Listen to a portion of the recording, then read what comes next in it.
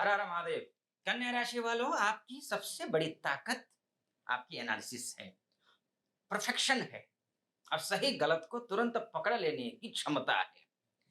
लेकिन 1 जुलाई से 15 जुलाई तक ग्रह आपसे कह रहे हैं, हर बात में कमी ढूंढना बंद कीजिए और जहां अवसर दिखे वहां निर्णय लीजिए, क्योंकि इस समय करियर भी एक्टिव होगा, लाभ भी एक्टिव होगा और लेकिन खर्चा और मानसिक तनाव ये दोनों बढ़ सकते हैं आपके। कन्या राशि वालों के लिए ये समय खासकर करियर के लिए मैं बोलूंगा, क्योंकि दशमस्त सूर्य है।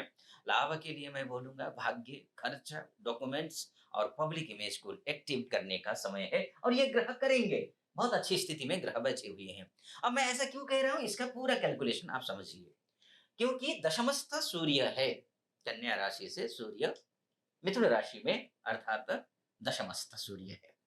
अब जब दशमस्थ सूर्य हो जाए तो द्वादशेश होकर के दशमस्थ है। अब द्वादशेश होकर के दशमस्थ होने का तात्पर्य क्या है?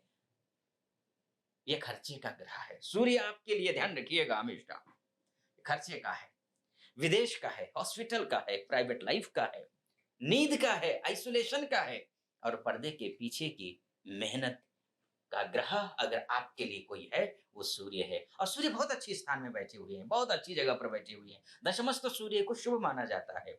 और दशम भाव क्या है इसको समझ लीजिए, उसके बाद आपको समझ में आएगा कि मैं क्या कहना चाह रहा हूं। ये दशम भाव जो है वो करियर का भाव है, कर्म का भाव है, प्रोफेशन का भाव है, ये आपके रेपुटेशन का भाव है। यहाँ से अथॉरिटी देखा जाता है, यहाँ से पब्लिक इमेज को देखा जाता है। अब इसका फल क्या होगा यहाँ से यहाँ बैठने का, ये आप समझिए।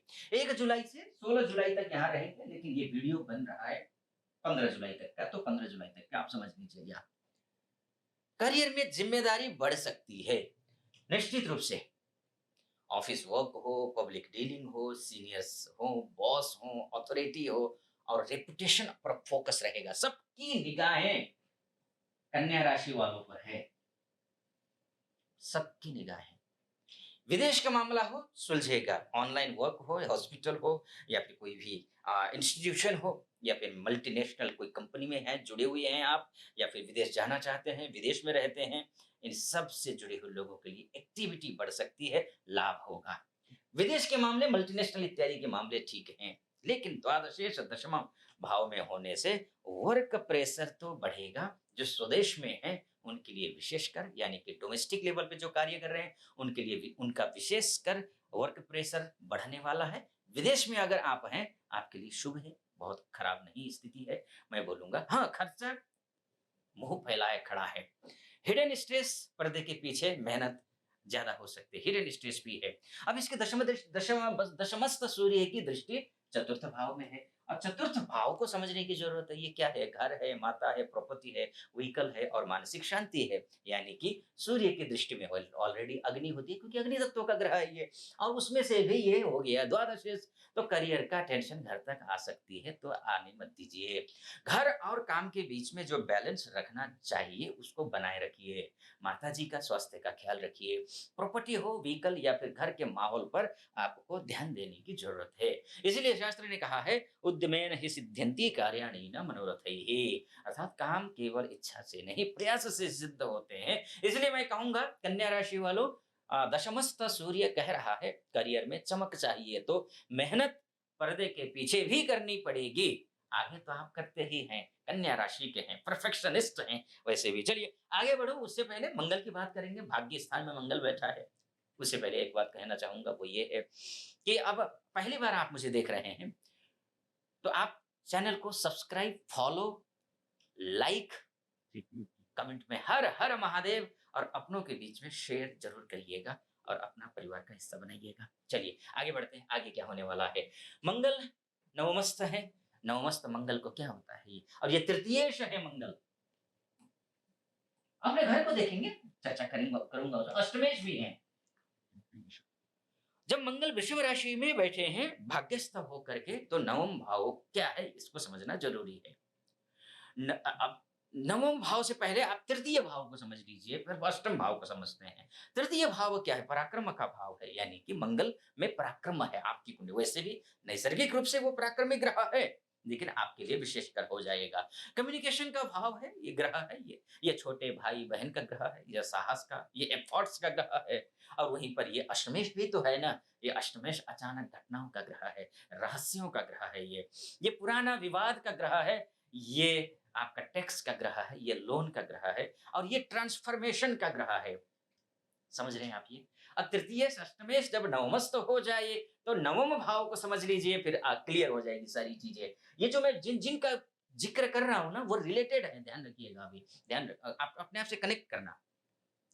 अब नवम भाव क्या है? वो भाग्य का भाव है, गुरु का भाव है, वो पिता का है, धर्म का है, हायर नॉलेज का भाव है, लॉन्ग ट्रैवल और लीगल गाइडेंस का ये भाव है। यानी कि इसका फल क्या होगा? इतना मैंने जो आपको कहानी बताई, उसका अब निचोड़ समझ लीजिए। भाग्य को लेकर बेचैनी बढ़ सकती है, क्योंकि अग्नि तत्व का ग्रह है, अष्टमेश है, तृतीयेश है, तृतीयेश अर्थात त्रिषणाइश को भी पाराशर ऋषि ने शुभ नहीं माना है। त्रिकेश तो होता ही नहीं है और वैसे भी ये उग्र ग्रह है ना? तो अब ऐसी स्थिति में पिताजी से मतभेद हो सकते हैं, ध्यान रखिए, गुरु से हो, सीनियर या फिर मेंटर से बिल्कुल मतभेद हो सकते हैं। उम उम, कोशिश करिए उसको मेंटेन करें, कैसे कर सकते हैं? कोशिश करना पड़ेगा। हनुमान चालीसा का पाठ करिए, शुभ रहेगा इसके लिए। लॉन्ग ट्रैवल हो सकता है, लीगल मैटर हो, धर्म कर्म या फिर हायर स्टडीज से जुड़े काम एक्टिव हो सकते हैं आपके। लेकिन अष्टमेश मंगल नवम भाव में होने से अचानक यात्रा के योग हैं, अचानक खर्च का भी योग है, अचानक मतभेद या किसी पुराने विषय पर चर्चा हो सकती है। अब मंगल की दृष्टि किन-किन भावों पर है, उनकी ज़िक्र कर लेते हैं। ये द्वादश भावों पर है, ये ठीक है, विदेश में रहने वाले लोगों के लिए अच्छी बात है ये।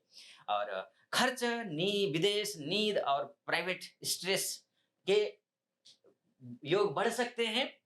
विदेश में हैं, तो अच्छी बात है कि वहाँ शुभ है। कम्युनिकेशन तेज होगा आपका अब, लेकिन शब्दों में कठोरता ना ना लाए, ये बात ध्यान रखना है आपको। भाई-बहन या फिर टीम से विवाद मत करिए, विवाद हो सकता है, इसलिए मैं बोल रहा हूँ। चतुर्थ दृष्टि है घर, माता, चतुर्थ भाव पर जो है ना, या मंगल की माफ़ कीजिए, हाँ, मंगल की जो है, ये चलिए और यहाँ चतुर्थ भाव पर दृष्टि है। यानी कि घर, माता, प्रॉपर्टी, व्हीकल और मेंटल पीस में अचानक टेंशन आ सकती है, इस बात का भी आपको ध्यान रखना है। अब आगे बढ़ते हैं, उससे पहले एक बात मैं बोलूँ, ये देखिए मोटा-मोटी तौर पर है, अगर आप अपनी कुंडली दिखाना चाहते हैं मुझसे, तो नीचे नंबर है, उस नंबर पे कॉल कीजिए, व्हाट्सएप कीजिए, आप धरती के किसी भी कोने से हों, महिला हो, पुरुष हो, कोई भी हो, आप कॉल, व्हाट्सएप कर सकते हैं, कर लीजिए, मैं स्वयं आपकी कुंडली का एनालिसिस कर लूँगा। चलिए आइए, बुध की भी बात कर लेते हैं। बुध करना आवश्यक है, क्योंकि बुध अभी फ़िलहाल यहाँ दिखाई दे रहे हैं आपको, 7 जुलाई तक ये लाभ स्थान में है, शुभ है, खराब स्थिति में नहीं है। खराब क्या है? ये वक्री हैं, खराब क्या है? ये अस्त भी हैं। तो ये दिक्कत है, 25 जून तक, जुलाई तक ये अस्त है। लेकिन स्वगृही हो जाएँगे 7 जुलाई से लेकर के, शानदार रहेगा। लेकिन हाँ, जो देना चाहिए वो देंगे नहीं, इसलिए गणपति की उपासना करिए। भगवान गणेश की उपासना करिए तो ठीक रहेगा। गणेश जी के लिए ओम गंगण, कोई भी काम शुरू करना हो, ओम गंगणपतये नमः इस मंत्र का जाप करिए, काम का शुभारंभ कीजिए, शुभ रहेगा। और चाहे तो बुध का मंत्र का जाप भी कर सकते हैं आप। ओम ब्राम ब्रीम ब्रौम सह बुधाय नमः इस मंत्र का आप जाप कर सकते हैं। आप करिए, शुभ रहेगा, आप निश्चिंत रहिए। और ये 15 दिन आपके पक्ष में है, कुछ पक्ष में है, कुछ विपक्ष में है। बस आप मेहनत कीजिए, मैं समझता हूँ चीज़ें आपके फ़ेवर में आएँगी। और बहुत-बहुत धन्यवाद, आपने शेयर किया और आपने follow, subscribe, like, comment box में हर हर महादेव लिख दिया। बहुत-बहुत धन्यवाद। हर हर महादेव।